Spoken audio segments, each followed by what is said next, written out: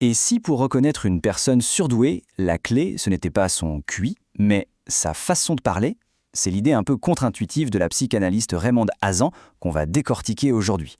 Alors, oubliez un instant les tests de logique, on va se concentrer sur quelque chose de bien plus intime, le langage du cœur.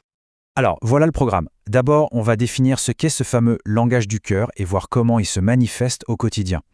Ensuite, on va se demander pourquoi tant de gens cachent cette sensibilité derrière ce qu'elle appelle un masque de fer.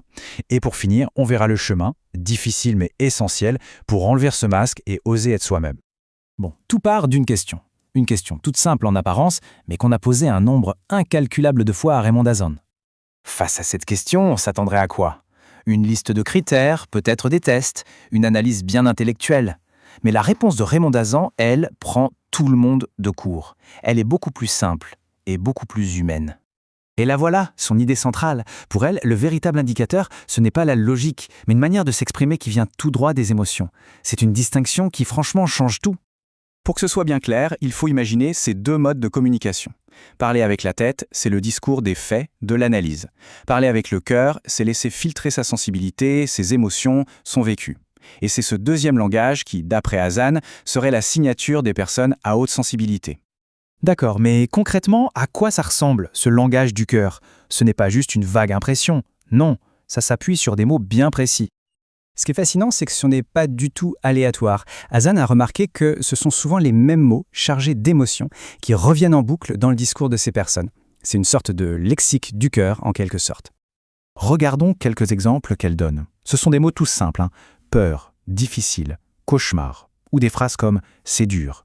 Ce ne sont pas des descriptions objectives, ce sont des fenêtres ouvertes sur un ressenti intérieur vraiment profond. Et le point crucial, c'est que ce langage est si ancré qu'il finit toujours par percer, même dans des situations très formelles ou professionnelles.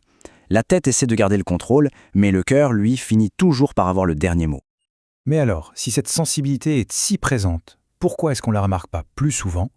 C'est là qu'intervient une métaphore très puissante, celle du masque de fer. Ce masque de fer, c'est une armure. Une personnalité de façade construite pour se protéger.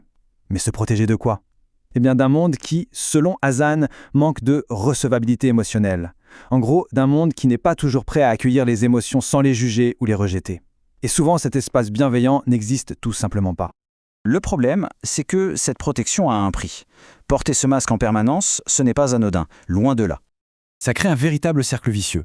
On porte un masque, donc on attire des gens qui aiment ce masque, pas la vraie personne derrière. Ça mène à des relations qui sonnent creux, à un sentiment d'isolement, et ça génère de profondes angoisses, qui, paradoxalement, nous convainquent qu'il faut absolument garder ce masque pour se protéger.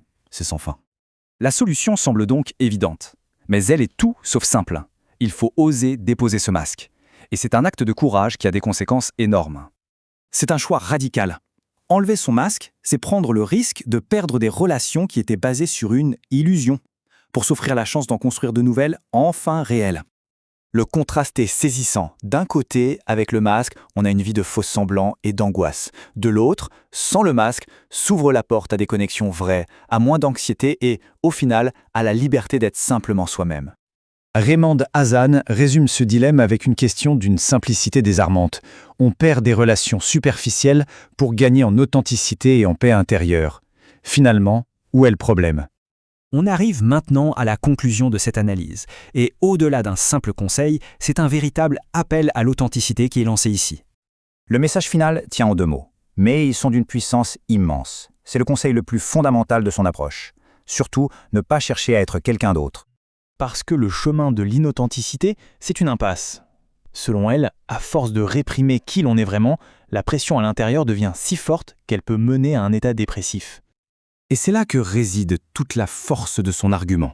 Lutter contre sa propre nature, c'est un combat perdu d'avance. Tôt ou tard, la vérité de ce que l'on est refait surface. Alors, pourquoi ne pas l'accepter tout de suite ? Finalement, cette exploration nous laisse avec une question essentielle.